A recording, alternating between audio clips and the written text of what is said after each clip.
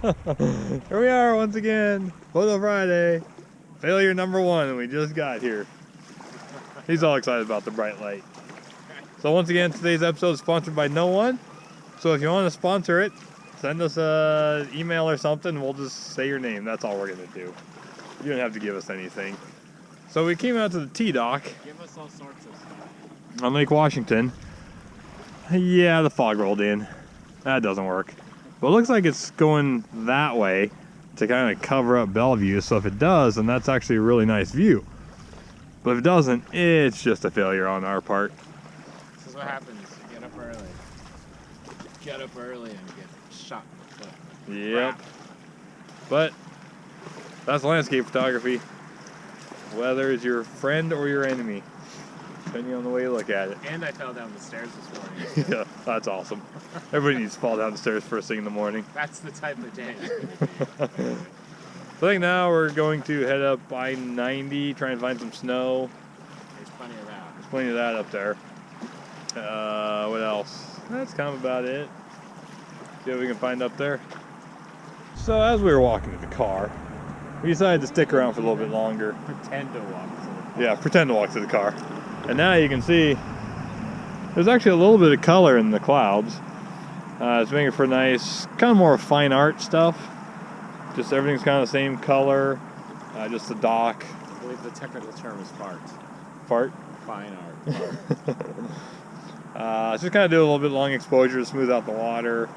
And then we'll move on and start heading towards Snoqualmie Pass. Hopefully it'll be sunny up there. It's supposed to be. Yeah, for sure. But Hold on, we can check. we can check. We got the tools. We can plug WTA, those tax money stealing people.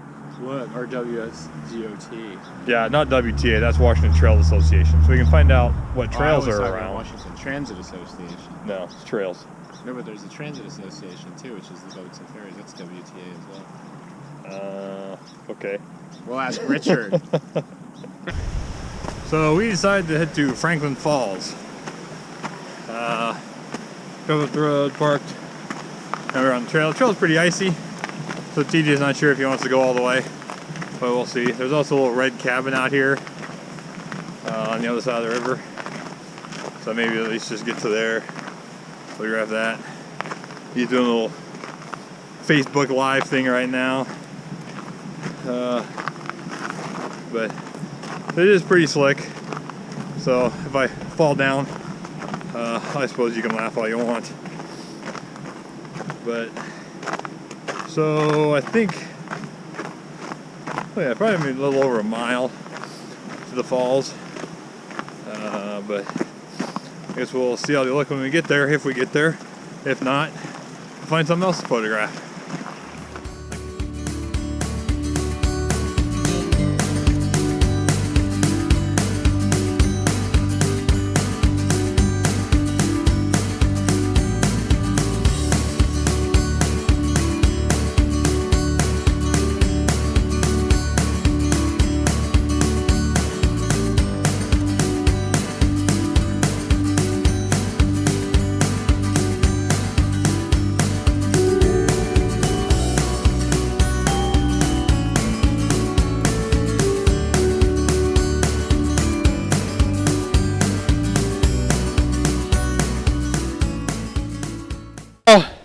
I don't know, probably what, 12 hours of hiking from the car?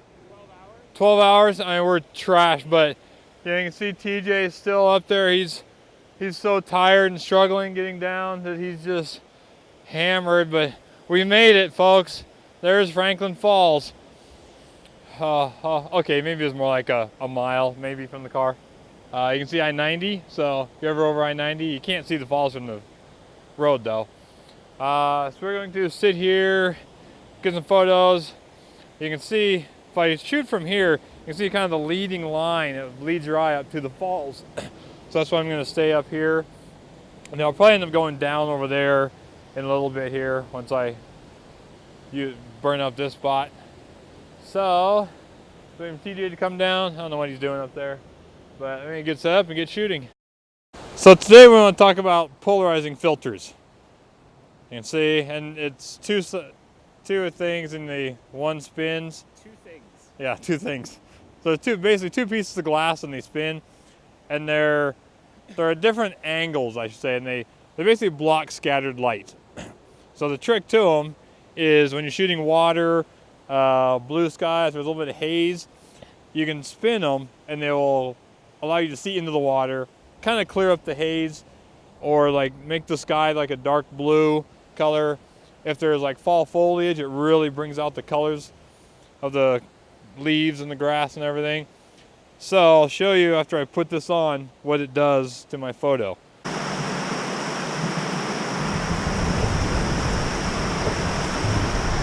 Now he's gonna thread it. And as I rudely interrupted, you have to make sure you don't have any smudges before you put another piece of glass over the other glass. Yep. And the thing with them too, don't cheap out. If you have an expensive lens and you put a cheap polarizer on, it kind of defeats the purpose. I'd actually like to add to that, even if you have a cheap lens, spend money and buy a good polarizer. Because I've used the cheap ones, and then something's better than nothing, but you'll notice a quality difference because it'll cut down more of the harshness and give you better pictures. So even if your optics and your lens are cheap, you can offset and kind of compensate by having a good expensive piece of glass over the top. Back to Randy. Back to me. You taking it now? I'll take it so you can see on the back of my screen there. I'll kind of zoom in. Okay, so we'll get it into focus now. So now it's in focus. Now if you watch the water as I spin the polarizer, see how now it's really glary, and then now you can see into it. So that's the advantage of using polarizers. They don't work all the time, so if it's just a completely clear sky, you end up with like dark edges on it, so it's best if there's clouds in the sky to break that up. So you gotta watch for that. But sorry about that.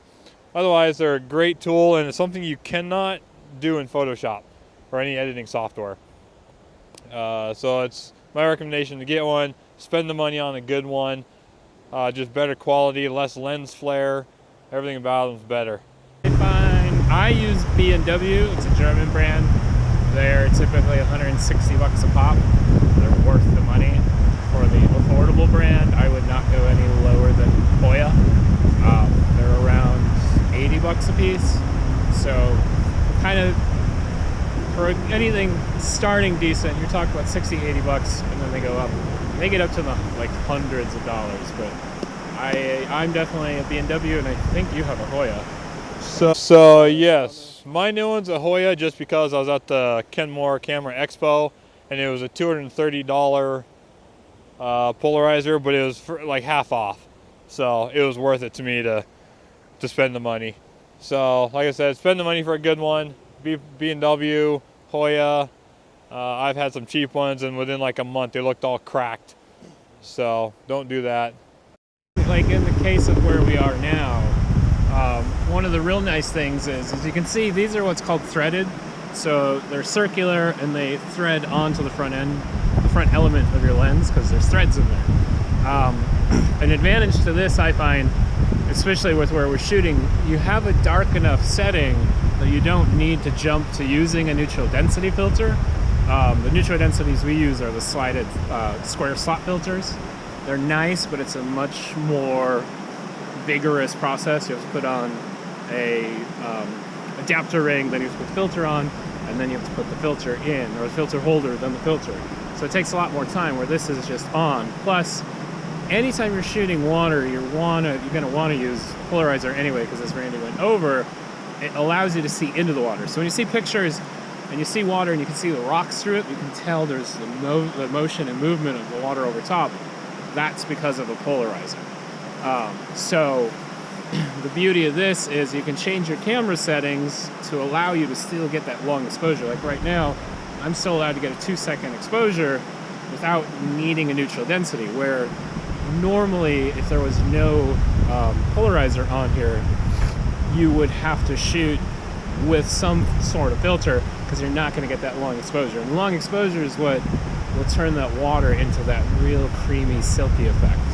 So definitely, if you shoot landscape, you need a polarizer. And And it's not just for water, it's for sky. Like Randy said, middle of the day, they're not always the most convenient because they kind of give you the harsh edges. But almost any other time, you really, really want to use a polarizer. So get a polarizer. Moral of the story.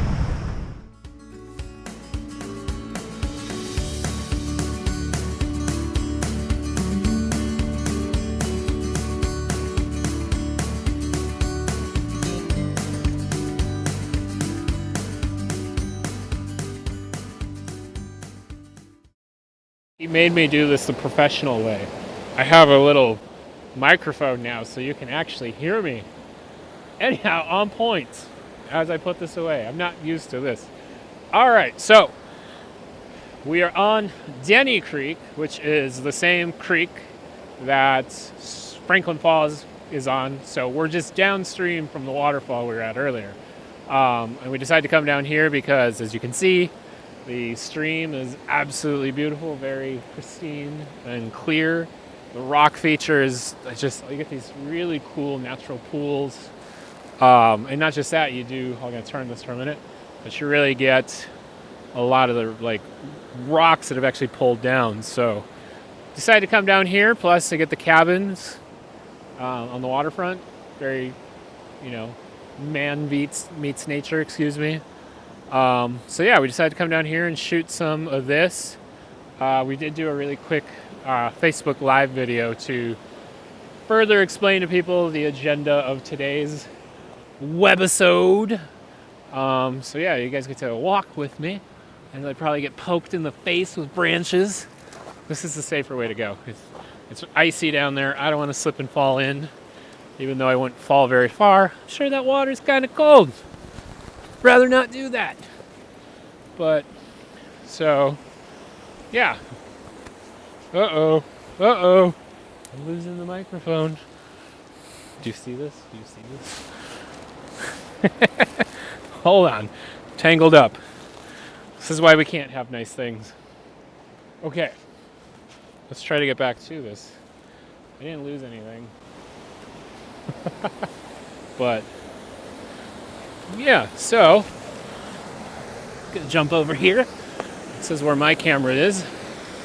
Wow, my camera stuff is over here. But haha! Really pretty location. One thing I really liked about here is you get this small little cascade behind me. Very pretty. It's like a Vanna White presenting the numbers. But also, I really like that shelf of rocks back there. Thought it was kind of a really nice geological formation and feature to add to the photos. So yeah, just gonna shoot some here and get a few more things because we're gonna still head up Snoqualmie Pass, but it looks really foggy up there. So not being very optimistic about it, but yeah. So we'll talk to you later. We've been spending the last 20 minutes, 30 minutes Too long. driving up near Alpental. Pull over the car, get out, scout. No, couldn't find anything. Get back in the car, drive up another 100 meters, get out, scout around. Ready? Meters? What are you guys talking about? Well, we're up here on Snoqualmie Pass and we're looking for things to take photos of. Yeah. I don't know what There's a skier up there. So you can see. Oh, those are people going up to the lake. Yeah, so people heading up to Snow Lakes up there. TJ is going to take some telephotos of all the frosted trees up there. Because they're frosty. Because they look frosty and they're like pretty Tony cool. The tiger. They're great. What he said. So yeah, that's just part of photography. In the car, out of the car, in the car, out of the car, in the car, out of the car, over and over and over, just looking for something to shoot. But that's also the fun of it. There's so many things you see that you'd never see because you're always scouting for something else to photograph. It's a photo. Something else to photo. This is why he's in electronics. That's right, that's why I do oceanography. So he doesn't talk to people. I don't talk to anybody. Except for the dead fish that I get when all my stuff comes back. One fish, two fish, red. So we're shooting handheld shots. We're going to get run over by this big truck here. You have to remember, unlike a tripod, goes by. So make sure your image stabilization is turned on. Shooting handheld, not off. Otherwise, most likely your photos will be blurry. Because with telephoto, you really kind of want your shutter speed faster than your focal length. So if you're shooting at, say, 200 millimeters, you should really be 1/200th of a second or faster. So having the image stabilization on really helps with that. Important stuff. I'm checking my phone. He's checking his phone. See if important people See, talking to me. It's the end of Photo Friday, and all he wants to do is check his phone because he just doesn't care like I do. I care about the fans and the people. He just cares about his phone. Social media. See, so anyway, this marks the end of Photo Friday. But more importantly, Randy doesn't like Queen or Prince. No, I can't stand them. I don't know what's wrong with him. A lot. What are your thoughts? Polarizers, discuss those. So remember to get one. Tripod, don't forget that. Yes. Other than that, we should A positive attitude, because that's what you positive need more attitude. than anything. That's right. I don't have one most days. No, not usually. This is probably the most ambitious I've been on a Photo Friday. Yeah. You actually like took went control for and hikes. talked. And you walked Hey, I some. talked the first time. You did. I talked more than you. You were like, there's Yep. a camera in my phone. So anyway, Derpader. if you like the video, subscribe, hit the like button, Send us money send us money. to our African Royalty Charity That's Foundation. right. Yeah, all we need is your social security number. Yes, and your bank account routing anyway, numbers. subscribe, hit the like button, leave any comments below. Get outside. Get outside, get shooting. Join us. We need other people to come Yeah, if you want along. to come out, just send us an email, send us a comment in the below the video there, and Facebook, say, hey, I want to meet up for Photo Friday, and we'll say, okay. because we come would out. like other people, other photographers. We do want to start incorporating other lifestyles, like, how to stay healthy. So anyone who's a nutritionist, anyone who's into yoga, just keep the namaste to yourself. That's all I ask. And if you're just new to photography, come out with us. It's basically like a free workshop. 'Cause Or we're just out goofing off anyways. if you just want to get outside, because our friend Kathy, who's been supportive of both of us as artists, she has come along with us to the Kabuta Gardens. Yeah, She just kind of wanted to see the behind the scenes. that's right. She was there. It's a lot different. The picture is very different to the story behind the picture. That's right. So Yeah. it's a way to really live the moment. Yeah. So, all right. Till next time. See ya. Bye.